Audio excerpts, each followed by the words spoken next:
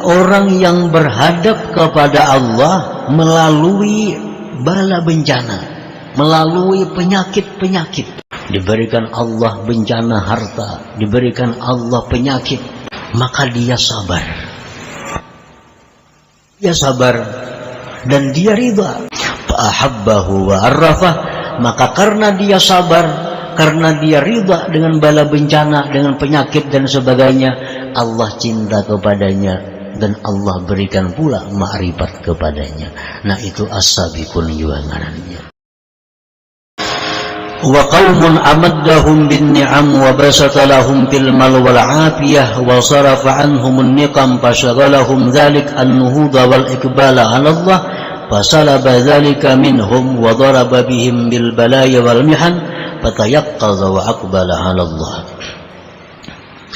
Ada pula satu kelompok manusia yang diberi Allah nikmat, diluaskan harta bendanya, disihatkan, dijauhkan penyakit bala bencana, maka yang demikian itu membuat dia sibuk daripada taat.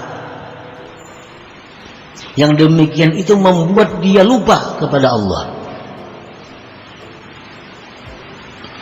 Allah cabut daripada mereka itu nikmat-nikmatnya tadi.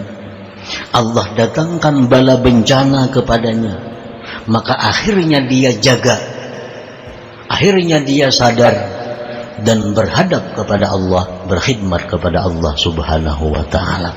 Ada juga kelompok manusia nangka itu yang sudah diajar Tuhan hanya sadar, sudah diajar Tuhan, tangan kalau kau bergerak lagi sebelah, mata kada melihat lagi sebelah, batis kalau kau lagi balangkah sebelah diambil Tuhan, hanya sadar bahwa aku ini keliru, lalu dia bangkit, dia beribadah kepada Allah. Nah, ada juga kelompok manusia seperti itu. Dan yang pertama, yang kedua ini adalah orang-orang yang beruntung, orang-orang yang disayang Allah, orang-orang yang dikehendaki Allah al-khair was-sa'adah, kebaikan dan keberuntungan. Mana hakunnya antara dua itu? Mana hakunnya? Ada orang yang dipukuli dahulu, berbiru-biru, hanyar mengaku. Ada orang yang diberi makani, dinyamani, mengaku nyaman itu, apa yang berbiru-biru itu.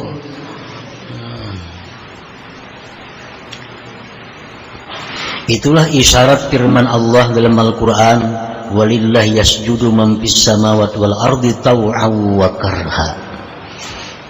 Artinya di muka bumi ini ada orang-orang yang taat kepada Allah dengan sukarela. Ada orang yang taat kepada Allah dipaksa. Ya, tadi diambil segala kesehatan, diambil Tuhan, harta benda, hanya taat. Tapi kedua-duanya itu adalah beruntung. Kedua-duanya adalah disayangi oleh Allah subhanahu wa ta'ala. Nah, para muhibbin rahimakumullah, an-nasu ala salasati aqsam. Manusia terbagi 3 kelompok. Kelompok yang pertama disebut ahlus shimal, artinya orang-orang kiri, orang-orang kiri. Wa ahlul yamin, yang kedua orang-orang kanan. Yang ketiga was-sabiqun, ada kelompok yang dinamakan as-sabiqun. Jadi manusia ini seluruhnya kada lepas daripada 3 kelompok itu. Ada orang kiri, ada orang kanan, ada orang yang cepat, yang melaju, as-sabiqun. Amma ahlu shimal fala kalama alaihim idla iqbalahum 'ala Allah asla. Adapun kelompok kiri, orang-orang kiri, fala kalama alaihim, itu kada perlu dibicarakan, karena mereka itu tidak berhadap kepada Allah sama sekali. Itu kada perlu diuraikan. Ini orang yang diperbudak oleh hawa nafsunya, diperbudak oleh duniawinya. Tujuannya adalah semata-mata untuk mencapai kesenangan dunia, Walaupunnya sembahyang, puasa, berzakat, naik haji, umrah, tapi tujuannya semuaan untuk kesenangan dunia. Ini sembahyang, tujuannya supaya awak sihat. Ini berzakat, tujuannya supaya hartanya bertambah. Ini puasa, tujuannya supaya ini naik haji, semuaan tujuannya duniawi. Nah itu ahlus shimal. Itu kada perlu dibicarakan.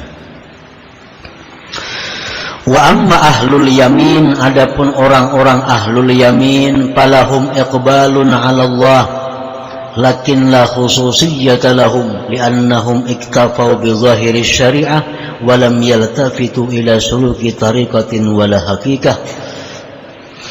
Adapun ahlul yamin, mereka itu orang-orang yang berhadap kepada Allah, tetapi orang ini tidak ada keistimewaannya, karena mereka itu hanya mencukupkan diri dengan zahir syariat, tidak menoleh kepada tarikat dan hakikat. Hanya sembahyang yang penting sah sembahyang. Perkara diterima kada diterima itu kada perhatian. Ini puasa yang penting puasanya itu sah, diterima Tuhan atau kada itu kada diurusnya. Nah ini ahlul yamin.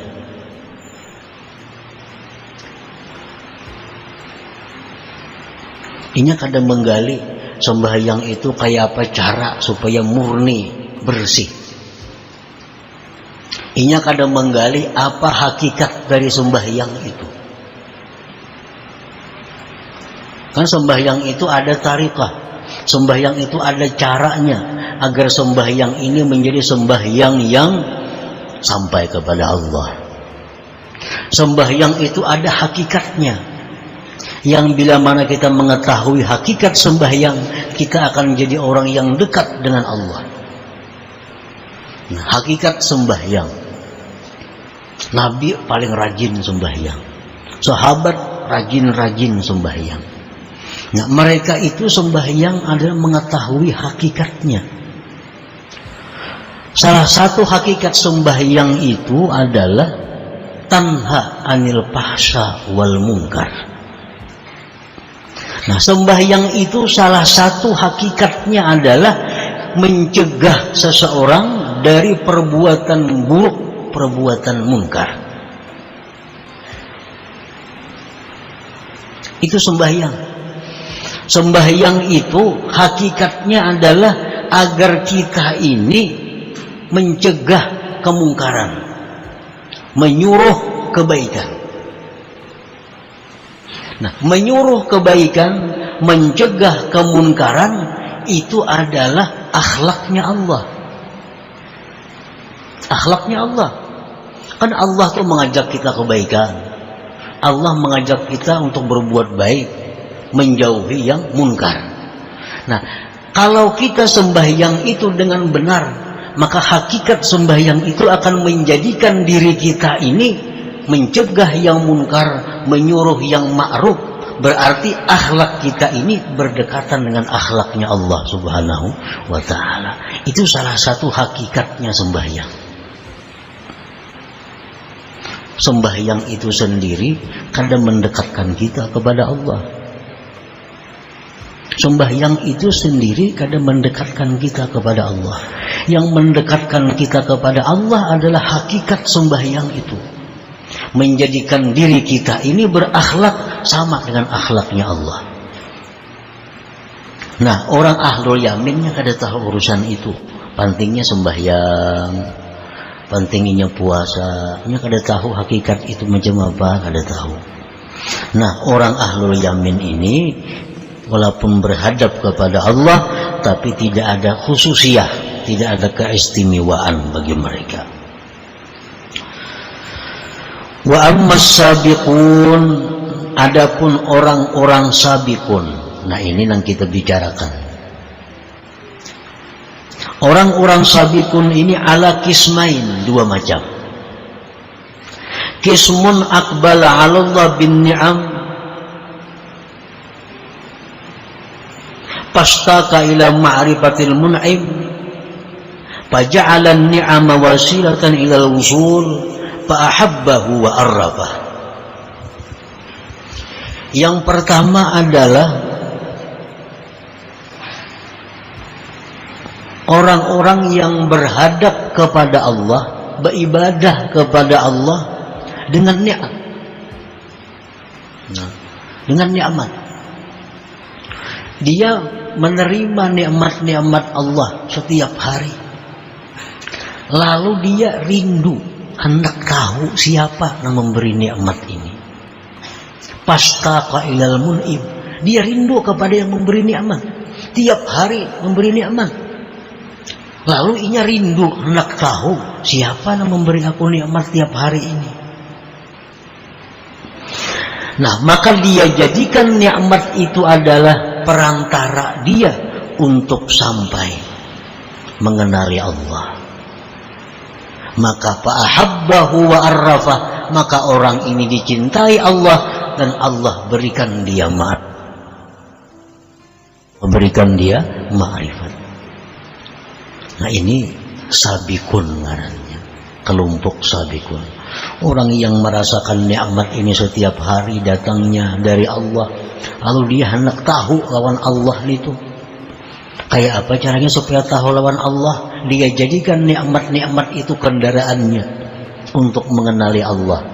Akhirnya Allah cinta kepadanya dan Allah berikan ma'rifat kepadanya. Nah, itu golongan ashabul yam, as-sabiqun yang pertama. Wa qismun aqbala 'ala Allah bi dhurubil balaya wal mihan faja'ala sabra 'alaiha war ridha wasilatan fa ahabbahu wa arrafa. Sabikun yang kedua, orang yang berhadap kepada Allah melalui bala bencana, melalui penyakit-penyakit.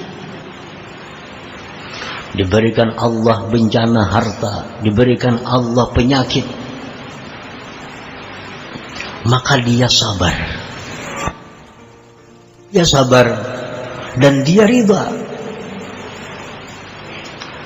Maka dia jadikan sabar dan ridha itu wasilah dia untuk mendapatkan dari Allah.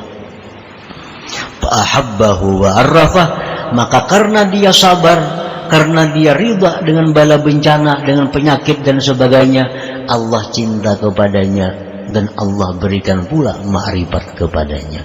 Nah, itu as-sabiqun juga ngarannya. Nah, para muhibbin rahimakumullah, jadi kesimpulannya bahwa yang ingin kita capai adalah menjadi orang-orang yang sabiqun. Tujuan kita yang pertama agar kita itu ma'rifat kepada Allah melalui nikmat-nikmat yang diberikan Allah. Kalau itu kada mampu, jalan yang kedua, kita ma'rifat kepada Allah melalui bala bencana, penyakit dan malapetaka. Yang penting intinya adalah fa'ahabbahu wa arrafah, Allah cinta kepada kita dan Allah berikan ma'rifat kepada kita, baik jalan nikmat atau jalan nikmah, jalan bencana atau